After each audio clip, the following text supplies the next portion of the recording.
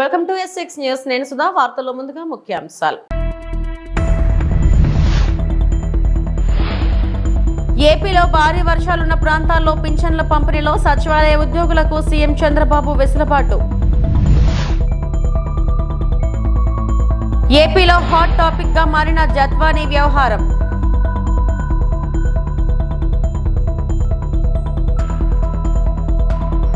Gudlavalleru engineering ఘటనపై ప్రత్యేక విచారణ అధికారిని నియమించిన ప్రభుత్వం.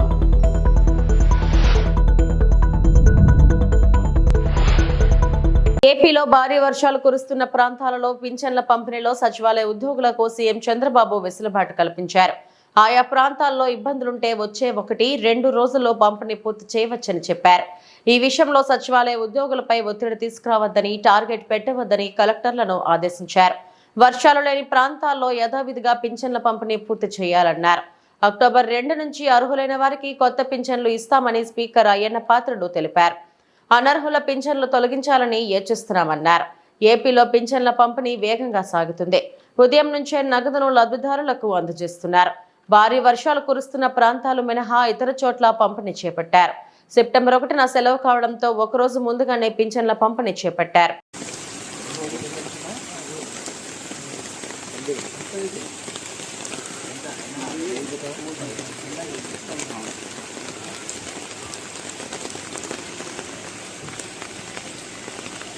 Okay sir.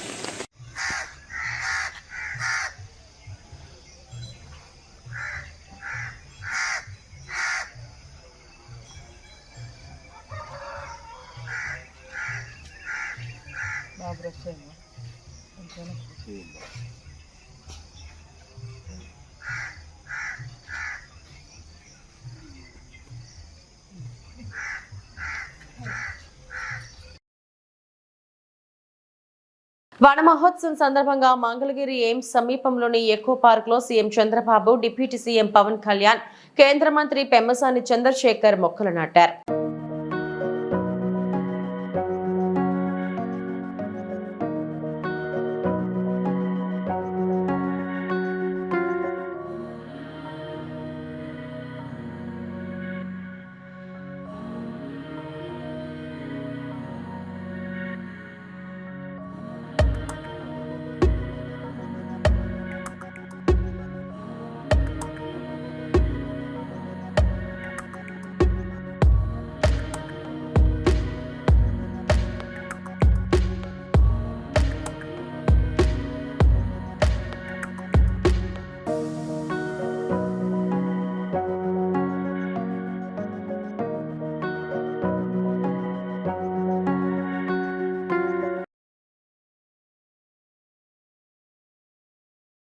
అనకాపల్లి పాయక్రపేట బృందావనం కాలనీలో పింఛన్ల పంపిణీ చేసిన హోంమంత్రి వంగలపూడి అనిత. హోంమంత్రి వంగలపూడి అనిత మాట్లాడుతూ, ముఖ్యమంత్రి నారా చంద్రబాబు నాయుడు పింఛన్ల పండుగ ఒకరోజు ముందుగానే తీసుకువచ్చారు. చరిత్రలో మొదటిసారి ఒకరోజు ముందు పింఛన్లు ఇవ్వడం, ఒక రోజులోనే 95% పింఛన్లు పంపిణీ చేశారు. వాయుగుండం నేపథ్యంలో అప్రమత్తమైన ఏపీ ప్రభుత్వం భారీ వర్షాల నేపథ్యంలో సీఎం, మంత్రులు, అధికారులతో టెలికాన్ఫరెన్స్ నిర్వహించారు. ఎలాంటి ప్రాణ నష్టం జరగకుండా ముందస్తు చర్యలు తీసుకోవాలని సీఎం ఆదేశించారు. లోతట్టు ప్రాంతాల్లో ఉండే ప్రజలను పునరావాస కేంద్రాలకు తరలిస్తున్నాం. అధికారులు ఎప్పటికప్పుడు ప్రజలను అప్రమత్తం చేస్తున్నారు అని హోంమంత్రి అనిత తెలిపారు. 1వ తారీఖునే పెన్షన్లు అందజేస్తామని చెప్పి మాట ఇచ్చిన ప్రకారం 4000 రూపాయల పెన్షన్ ప్రకారం దానికి కూడా ఇంటింటికి తీసుకెళ్లి వాళ్ళకి ఇస్తాము అని చెప్పిన మాట నిలబెట్టుకోవడానికి ఈ రోజు గౌరవ చంద్రబాబు నాయుడు గారు ఒక రోజు ముందుగానే పెన్షన్ల పండుగ తీసుకురావడం జరిగింది. ఎందుకు ఈ మాట చెప్తున్నానంటే, 1వ తారీఖు ఆదివారం వచ్చింది.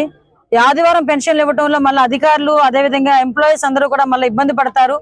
దీన్ని ఏం చేయాలి, 2వ తారీఖుకి మార్చాలా, ఏం చేయాలి అని చెప్పి తర్జన భర్జన పడే సమయంలో గౌరవ ముఖ్యమంత్రి గారి నోటి నుంచి వచ్చిన పదం 31ని ఎందుకు ఇవ్వకూడదు, పెన్షన్ అనేది ఒక రోజు లేట్ అవ్వకూడదు, కానీ ఒక రోజు ముందుగా ఇచ్చినా ప్రాబ్లం లేదు. డెఫినెట్ గా ఎవరైతే పెన్షన్దారులు ఉన్నారో వాళ్ళందరూ కూడా ఎదురు చూసే పరిస్థితి కనిపించకూడదు, ఒక రోజు కూడా వాళ్ళకి లేట్ అవ్వకూడదు అని చెప్పి చరిత్రలోనే మొట్టమొదటిసారిగా పెన్షన్ 1వ తారీఖున కాకుండా ముందు రోజు కూడా ఈ రోజు రేపు ఆదివారం కాబట్టి శనివారం ఈరోజు 31st ఈ రోజు పెన్షన్ పంపిణీ కార్యక్రమం అనేది జరిగించడం అనేది ఆయన తాలూకా దూరదృష్టికి, అదేవిధంగా ఆయన తాలూకా నిబద్ధతకి ఒక పరాకాష్ట మనం అందరం కూడా చెప్పుకోవచ్చు ఈ రోజు. ఎందుకనంటే చంద్రబాబు నాయుడు గారు అదే ఎన్డీఏ ప్రభుత్వం చెప్పినట్టుగానే ఈ రోజు పెన్షన్ విధానంలో అందరికి కూడా ఆల్రెడీ ఈ టైంకే దగ్గర 76% పెన్షన్లు కూడా పంపిణీ చేయడం కూడా జరిగిపోయింది. అంటే ఒక రోజులోనే దగ్గర 95% పెన్షన్లు పంపిణీ చేసిన ఆ పరిస్థితి కూడా ఈ రోజు రాష్ట్ర ప్రభుత్వానికి ఉందంటే రాష్ట్ర ప్రభుత్వం తాలూకా ఎన్డీఏ ప్రభుత్వం తాలూకా నిబద్ధత ఎంతవరకు ఉందో మనందరం కూడా తెలుసుకోవచ్చు. అదేవిధంగా ఈ రోజు ఇందాకే మనకి ఎప్పుడైతే ఈ 3 రోజుల కాలంలో రాష్ట్రంలోని భారీ వర్షాలు మన అందరికీ కూడా తెలుసు. ఈ భారీ వర్షాల కారణంగా ఎక్కడా కూడా ఎటువంటి ఇబ్బంది కలగకూడదనే ఉద్దేశంతో ఇప్పుడే గౌరవ ముఖ్యమంత్రి గారు అందరు ఎమ్మెల్యేలతోని మంత్రులతోని అందరితోని కూడా ఇప్పుడు టెలికాన్ఫరెన్స్ కలెక్టర్లతో అందరితోని కూడా టెలికాన్ఫరెన్స్ తీసుకున్నారు. టెలికాన్ఫరెన్స్ లో చాలా క్లియర్ గా చెప్పారు, ఎక్కడా కూడా ఒక ప్రాణం కూడా పోకూడదు, దానికి సంబంధించి ముందస్తు చర్యలు తీసుకోవాలని చెప్పడం. అదేవిధంగా ఇమీడియట్ గా నన్ను డిజాస్టర్ మేనేజ్మెంట్ లో కమాండ్ కంట్రోల్ రూమ్ లో ఉండమని నన్ను కూడా ఆదేశించడం జరిగింది. నేను ఇక్కడ నుంచి డైరెక్ట్ గా ఇప్పుడు కమాండ్ కంట్రోల్ రూమ్ కూడా వెళ్ళడం జరుగుతుంది. అంటే ఎక్కడ కూడా ఈ వరదల వల్ల కానీ ఇప్పుడు ఎక్కడైతే రిజర్వాయర్లు నిండిపోయి ఉన్నాయో అక్కడ కూడా అలర్ట్ చేయడం కానీ, ఎక్కడైనా చెరువు గట్లు కానీ ఎక్కడైనా ఇబ్బంది పడే పరిస్థితి ఉంటే అక్కడ నుంచి పునరావాస కేంద్రాలు పంపించడం కానీ, ఈ రాబోయే 2 రోజుల్లో వర్షపాతం ఎంతవరకు నమోదవుతుంది అన్నది ఇమీడియట్ గా ముందే తెలుసుకుని ప్రజలను అప్రమత్తం చేయడంలో కలెక్టర్లందరినీ కూడా ఇమీడియట్ గా వాళ్ళ ప్లేస్ లోనే ఉంచడం జరిగింది. ఆల్ డిపార్ట్మెంట్స్ ని ఇప్పుడున్న సిచ్యువేషన్ దృష్ట్యా అందరినీ కూడా ఎవరి ప్లేస్ లో వాళ్ళని అలర్ట్ గా ఉండమని చెప్పడం కూడా జరిగింది, ఆదేశించడం జరిగింది. దాని ప్రకారంగా ఈ వరదల వల్ల ఏదైతే వర్షాల వల్ల జరిగే ఇబ్బందులు ఎవరికి రాకుండా ఎటువంటి ప్రాణం కూడా పోకుండా వీలైతే పంట నష్టం కూడా ఎక్కువగా జరగకుండా చూసుకునే బాధ్యత కూడా తీసుకోమని గౌరవ ముఖ్యమంత్రి. గుడ్లవల్లేరు ఇంజనీరింగ్ కాలేజ్ ఘటనపై విచారించేందుకు ప్రత్యేక విచారణ అధికారిని నియమించారు. వారితో పాటు మరో 5 మందితో కలిసిన పోలీస్ సాంకేతిక సిబ్బందితో విచారణ బృందాన్ని ఏర్పాటు చేశారు. జిల్లా పోలీస్ అధికారి ఆదేశాల మేరకు విచారణ బృందం వెంటనే రంగంలోకి దిగి బాలికల వసతి గృహంలో తనిఖీలు మొదలుపెట్టింది. మంత్రి కొల్లు రవీంద్రతో పాటు జిల్లా కలెక్టర్ డీకే బాలాజీ, జిల్లా ఎస్పీ గంగాధర్ రావు, పెడన శాసనసభ్యులు కాగిత కృష్ణప్రసాద్, మాజీ ఎంపీ కొనకళ్ళ నారాయణరావు గుడ్లవల్లేరు ఇంజనీరింగ్ కళాశాలలోని బాలికల వసతి గృహం వద్దే ఉండి విద్యార్థుల నుంచి వాస్తవ పరిస్థితులను అడిగి తెలుసుకుంటున్నారు. ఉంటాయంటే మరి ఎవరు కూడా అటువంటి సాహసం చేయడానికి అవకాశం లేకుండా ఉంటాయని నేను తెలియజేస్తా ఉన్నాను. అంతేకాకుండా ఈ ఇన్వెస్టిగేషన్ అనేటువంటిది non linear junction detector NLGD అనేటువంటి ఒక ఆపరేటర్స్ తో కూడా మేము దీన్ని చేసేదానికి మేము సిద్ధంగా ఉన్నాము. కానీ ఇక్కడ ఉన్నటువంటి సిచ్యువేషన్ ఎటువంటి పరిస్థితుల్లో దృష్ట్యా మాకు కొంచెం వెసులుబాటు కల్పించినట్లయితే మేము అన్ని కూడా మాకు సహకరించినట్లయితే మేము చేయడం జరుగుతుంది. అట్లాగే నిన్న నైట్ అలాగే ఈ రోజు మార్నింగ్ కూడా ఒకసారి వెరిఫై చేయడం జరిగింది. అంతేకాకుండా ఈ టోటల్ ప్రెమైసెస్ లో కూడా ఎక్కడైనా సరే ఏమైనా కెమెరాస్ ఉన్నాయని ఎంటైర్ క్యాంపస్ మేము తరువుగా చెక్ చేయడం కూడా జరుగుతుంది. అంతేకాకుండా ఈ యొక్క ఇన్వెస్టిగేషన్ త్వరితగతిన నిన్న ఏదో చెప్తా ఉన్నారు, అంత సమయం పట్టేంత పెద్ద కేసు కూడా కాదు ఇది. ఇమ్మీడియట్ గా దీన్ని మా యొక్క స్పెషల్ టీమ్ ని ఏర్పాటు చేసి ఈ యొక్క ప్రోగ్రెస్ కేసులో ఉండడమే కాకుండా దీన్ని ఏ రకంగా మేము దీన్ని ఇన్వెస్టిగేషన్ చేస్తున్నాం అనేది కూడా ట్రాన్స్పరెంట్ మేనర్ లో కూడా మేము చెప్పడం జరుగుతుంది. మీలో ఎవరైనా సరే మేము స్వయంగా ఈ యొక్క హిడెన్ కెమెరా కానీ లేదా దీన్ని చూసాము అని అంటే ఇప్పుడే స్వయంగా ముందుకు రావచ్చు. నేను అది చూశాను అని అంటే మాత్రం మీకు అది చెప్పండి, మేము అంత నోట్ చేసుకుంటాము. ఎవరికో వార్డెన్ గారికి చెప్పారంటారో వాళ్ళని కూడా మేము ఎగ్జామిన్ చేస్తాము. అంతేకాకుండా ఈ కేసుని ఇమ్మీడియట్ గా ప్రోగ్రెస్ కూడా మీ అందరికీ కూడా చెప్పడం జరుగుతుంది. రాష్ట్ర ప్రభుత్వం దీన్ని ప్రత్యేకమైనటువంటి శ్రద్ధతో ఇమ్మీడియట్ గా టేకప్ చేసి నన్ను, కలెక్టర్ గారిని, అలాగే మినిస్టర్ గారు కూడా, అలాగే ఎమ్మెల్యే గారు, అలాగే వెంకటేశ్వర గారు వీళ్ళందరూ కూడా వచ్చారు. ఇదంతా కూడా మీ యొక్క కాన్ఫిడెన్స్ ని బిల్డ్ చేసేదానికి మేము మీ పక్క ఉన్నాము. ఏదన్నా అన్యాయం జరిగితే మీ అందరూ కూడా న్యాయం జరిగేదానికోసం మేము ఇప్పుడు ఉన్నాము. నాకు కూడా ఆడపిల్లలే, ఈ వయసు ఉన్న వాళ్ళే, కాబట్టి మీరేమీ సందేహపడద్దు. నేను ఎట్లా రియాక్ట్ అవుతానో ఇక్కడికి వచ్చినటువంటి వీళ్ళందరికీ తెలుసు. నేను ఏదైనా ఒక ఉమెన్ ఇష్యూ ఏదైనా వస్తే నేను ఎంత త్వరితగతిన రియాక్ట్ అవుతాను అనేది ఇక్కడ ఉన్న ఎవరైతే వచ్చారో ఈ బీజేపీ మోర్చా వీళ్ళందరికీ కూడా తెలుసు. మీ అందరికీ కూడా న్యాయం జరుగుతుందని, 100% న్యాయం జరుగుతుందని, ఇక్కడ ఏ మాత్రం తాత్పరికం కానీ ఏమైనటువంటి ఇది కానీ లేకుండా మేము ఇన్వెస్టిగేషన్ చేస్తామని మీ అందరి ముందు ఈ యొక్క మీడియా సమక్షంలో మీ అందరూ కూడా హామీ ఇస్తున్నాము. దయచేసి మాకు ఇన్వెస్టిగేషన్ కోఆపరేట్ చేసినట్లయితే మేము దాన్ని ఇమీడియట్ గా చేసేదానికి అవకాశం ఉంది. So thank you one and all. చాలా ఓపికతో ఉన్నారు. చాలా ఇదిగా మీరు ఉన్నటువంటి గ్రీవెన్స్ ని మేము 100% అవగాహన చేసుకున్నాము. ఇది ఎక్కడ జరిగింది ఈ యొక్క ఇన్వెస్టిగేషన్. పిఠాపురం పురోహితిక అమ్మవారి ఆలయ సాంప్రదాయాలు మరింత ఘనంగా కొనసాగించిన స్థానిక ఎమ్మెల్యే, ఉప ముఖ్యమంత్రి శ్రీ పవన్ కళ్యాణ్. పూజలో పాల్గొన్న ప్రతి ఆడపడుచుకి చీర, గాజులు, పసుపు, కుంకుమ పంపిణీ చేసిన శ్రీ పవన్ కళ్యాణ్ సాంప్రదాయాలను గౌరవిస్తూ అమ్మవారి పూజలను వైభవంగా జరిపించి ఆడపడుచులకు కానుక అందించిన పవన్ కళ్యాణ్. మీడియాతో ఎమ్మెల్సీ శ్రీ పిడుగు హరిప్రసాద్.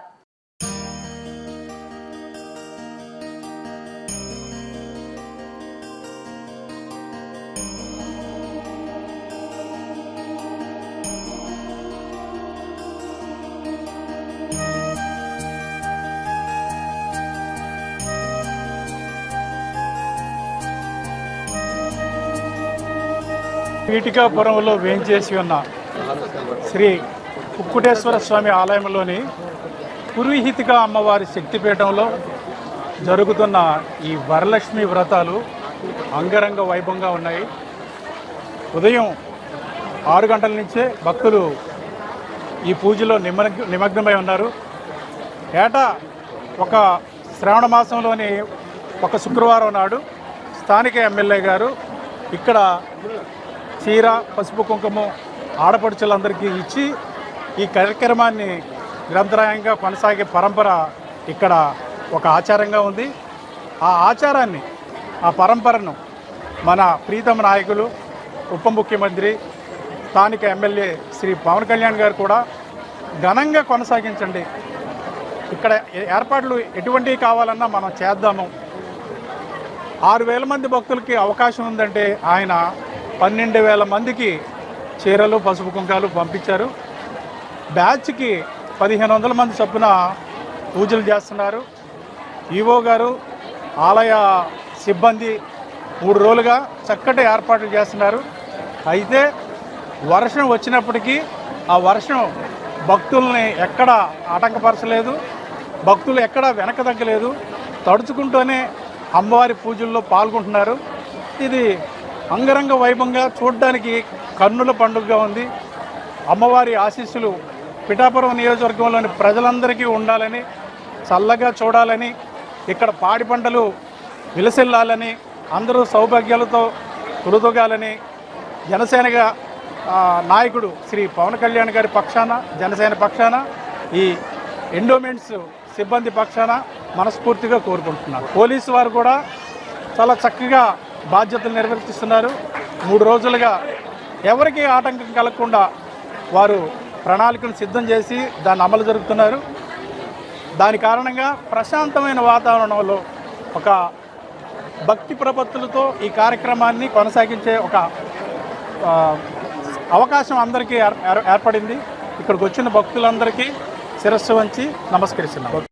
మార్గదర్శి చిట్స్ కేసులో సిఐడి అప్పీళ్ల ఉపసంహరణ ఖచ్చితంగా క్విట్ ప్రోకో అని మాజీ మంత్రి అంబటి రాంబాబు ఫైర్ అయ్యారు. రామోజీ కుటుంబాన్ని, ఆయన సంస్థలను కాపాడడమే చంద్రబాబు లక్ష్యమని రాంబాబు, రామోజీరావు అనేక అక్రమాలకు పాల్పడిన వ్యక్తి అని, ఆర్థిక నేరస్తులని, వైట్ కాలర్ క్రిమినల్ అని అభివర్ణించారు. చంద్రబాబు కోసం రామోజీ సంస్థలు, రామోజీ సంస్థల కోసం చంద్రబాబు పనిచేస్తారన్న ఆయన ఇది ఖచ్చితంగా క్విట్ ప్రోకో కాదా అని సూటిగా ప్రశ్నించారు. ఆ క్విట్ ప్రోకోపై తప్పనిసరిగా న్యాయ పోరాటం చేస్తామని ప్రకటించారు. వైఎస్ఆర్సీపీ కేంద్ర కార్యాలయంలో మాజీ మంత్రి అంబటి రాంబాబు మీడియాతో మాట్లాడారు. చట్ట వ్యతిరేక కార్యకలాపాలకు పాల్పడుతున్నటువంటి రామోజీరావు గారిని, వారి సంస్థల్ని కాపాడి వారి మీద ఏం యాక్షన్ లేకుండా చూసుకుంటాడు. రామోజీరావు గారు, వారికి ఉన్నటువంటి తాబేదారులు అందరూ కలిసి చంద్రబాబు నాయుడు గారు అధికారంలోకి రావడం కోసం ప్రతిపక్షాల మీద, ఇవాళ వైఎస్ఆర్ కాంగ్రెస్ పార్టీ మీద, ఆ రోజున రాజశేఖర రెడ్డి గారి ప్రభుత్వం మీద, కాంగ్రెస్ మీద విషం కక్కే రాతలు రాస్తారు. మేము చాలా సందర్భాల్లో చెప్పాం, చంద్రబాబు నాయుడు గారు వస్తే డీబీటీ ఉండదు, డైరెక్ట్ బెనిఫిట్ స్కీమ్ ఉండదు, అంతా కూడా డీపీటీ ఉంటుంది, దోచుకోవటం, పంచుకోవటం, తినుకోవటం అనే కార్యక్రమం ఉంటుందని చెప్పాం. కానీ ప్రజలు ఎందుకో కొంత పర్సంటేజ్ నమ్మక తెలుగుదేశం పార్టీకి, కూటమికి ఓటు వేశారు. వాళ్ళు అధికారంలోకి వచ్చారు. ఇప్పుడు పథకాలన్నీ పక్కన పెట్టేశారు, డీబీటీ పక్కన పెట్టేశారు. ఇప్పుడు డీబీటీకి దోచుకో, పంచుకో, తినుకో అనే కార్యక్రమానికి తెరలేపేటటువంటి సంఘటన ఇది చోటు చేసుకుంది. చాలా అన్యూజువల్, బహుశా ఎవరు ఊహించరు. ఇక్కడ కొన్ని విషయాలను మీ ద్వారా ప్రజలకు తెలియపరచవలసినటువంటి బాధ్యత మాకుంది. ఎందుకంటే రామోజీరావు గారు అంటే ఏదో రాజశేఖర రెడ్డి గారి కోపమనో, జగన్మోహన్ రెడ్డి గారి కోపమనో ఆయన మీద కక్ష సాధించటం కోసమే ఈ కార్యక్రమాలన్నీ మేము చేస్తున్నామనేటువంటి వాదనలు కోకొల్లులుగా వినిపిస్తారు. అప్పుడు రాజశేఖర రెడ్డి గారు మార్గదర్శి ఫైనాన్స్ మీద చట్టపరమైనటువంటి చర్యలు తీసుకున్నప్పుడు కూడా అనేకమైన కథనాలు వినిపించే ప్రయత్నం చేశారు. మీడియా మీద దాడి అన్నారు. రామోజీరావు మీద కక్షతో చేస్తున్నారనేటువంటి మాటలు మాట్లాడారు. సరే, అదంతా కథ నడిచింది, మీ అందరూ చూస్తారు. దాని విషయం కూడా నేను ప్రస్తావన చేస్తాను. అసలు ఏంటి చిట్ ఫండ్ కంపెనీ ఏంటి? మార్గదర్శి చిట్ ఫండ్ కంపెనీ ఏ విధంగా నడుస్తుంది? అసలు ఈ దేశంలో చిట్ ఫండ్ కంపెనీలు ఏ విధంగా నడవాలి? 1982 చట్టం ప్రకారం, చిట్ ఫండ్ యాక్ట్ ప్రకారం, రిజర్వ్ బ్యాంక్ ఇచ్చేటువంటి చిట్ ఫండ్ యాక్ట్ ప్రకారం చిట్ ఫండ్ కంపెనీ నడవాలి, నడిచి తీరాలి. నడవకపోతే అవి చట్ట వ్యతిరేకంగా వాటిని డిక్లేర్ చేసి క్లోజ్ చేసినటువంటి సందర్భాలు ఉన్నాయి. రామోజీరావు గారు పెట్టినటువంటి మార్గదర్శి చిట్ ఫండ్ కంపెనీ అనేది చట్టపరంగా నడుస్తుందా లేదా? నడవటం లేదు. త్వరగా ఎంక్వైరీ చేసిన తర్వాత సిఐడి అందరినీ విచారించిన తర్వాత ఒక నిర్ణయానికి వచ్చింది, సాక్ష్యాధారాలను సేకరించింది. చిత్రం ఏంటంటే, ఒక చిట్ ఫండ్ కంపెనీ నడిపేటప్పుడు ఒక చిట్టుని మనం ఫ్లోట్ చేసినప్పుడు, ₹1 కోటి చిట్టును మనం ఫ్లోట్ చేస్తాం. ఫ్లోట్ చేసినప్పుడు దానికి ఒక ప్రత్యేకమైన అకౌంట్ పెట్టాలి. ఆ అకౌంట్లో ఈ చిట్టు వసూలు చేసిన డబ్బులు ఆ అకౌంట్లో వేయాలి. అక్కడే ఉండాలి తప్ప మరొక అకౌంట్లో వేయడానికి వీల్లేదు, ట్రాన్స్ఫర్ చేయడానికి వీల్లేదు. ₹1 కోటి చిట్టుగా అలాగే చేయాలి.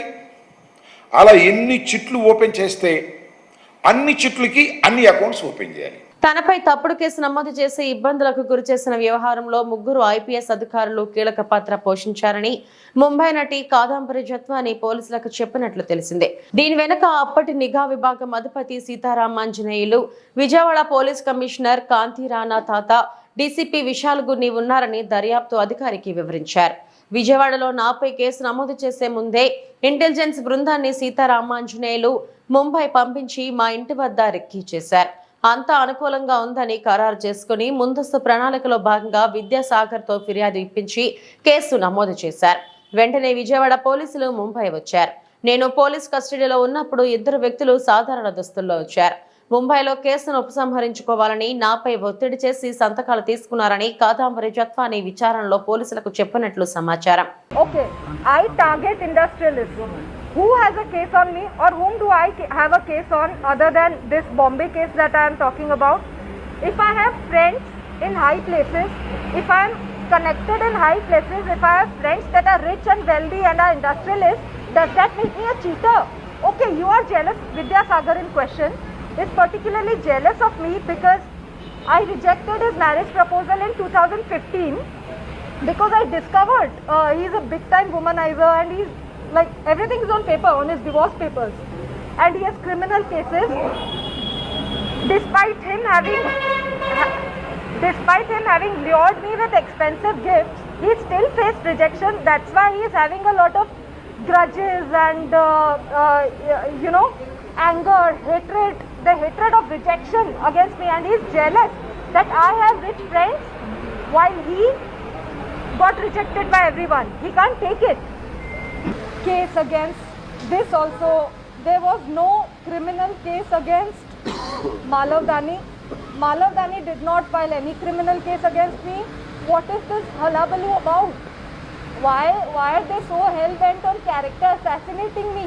పశ్చిమ గోదావరి జిల్లా నర్సాపురం తీర ప్రాంతంలో అల్పపీడన ప్రభావంతో శుక్రవారం రాత్రి నుంచి ఎడతెరిపి లేకుండా కురుస్తున్న భారీ వర్షాలకు లోతట్టు ప్రాంతాలు జలమయమయ్యాయి.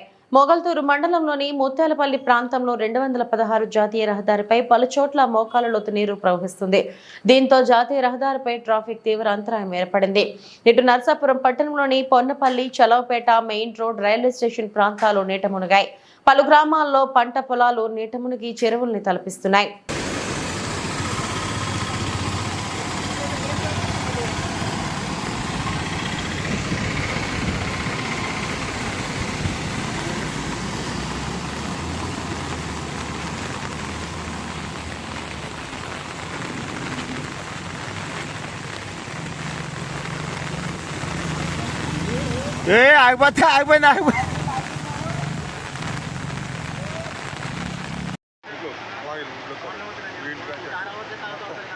ఫోటోలు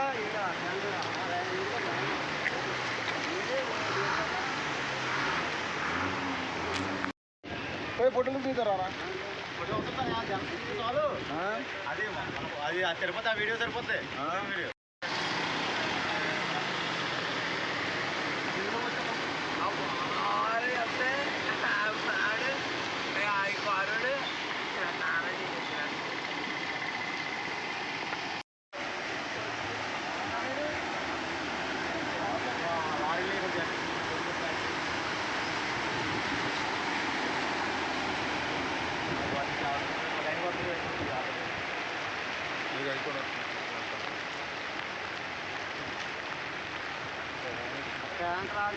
నూజివీడులో వర్షం ఉగ్ర రూపం. ఏలూరు జిల్లా నూజివీడు మండలం నూజివీడులో ఎడతెరప లేకుండా కురుస్తున్న భారీ వర్షాల కారణంగా నూజివీడు రహదారులకు ఇరుపక్కల ఉన్న మురికి కాలువలు పొంగి రోడ్లపైకి రావడంతో ఇబ్బందులు పడుతున్న నూజివీడు వాసులు.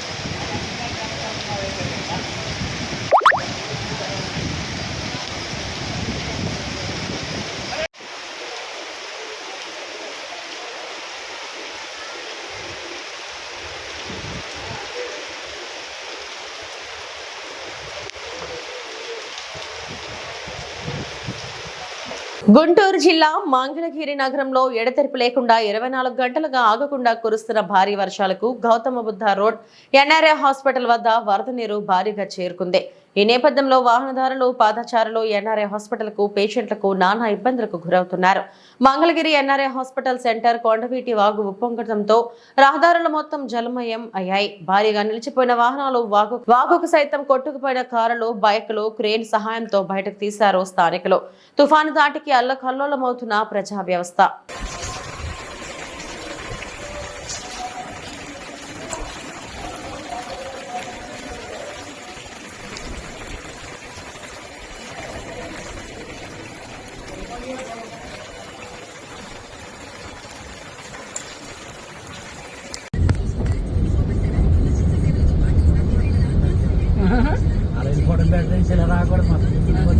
అదే అటువైపు వెళ్ళు,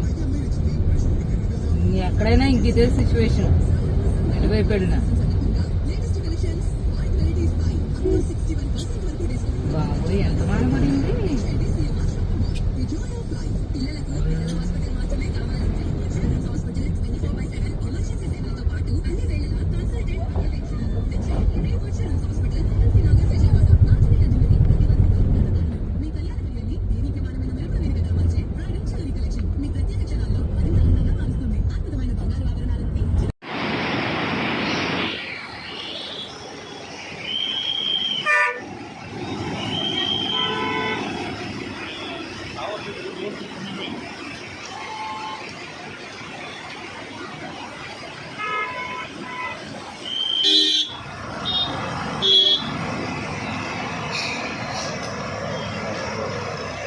బాసు ఎట్రా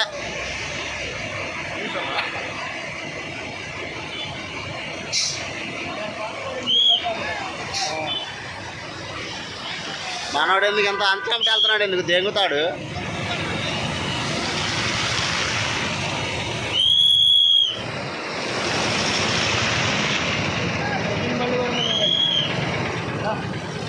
ఇవి ఇప్పటి వరకు నా బులెటిన్ అప్డేట్స్. నమస్తే.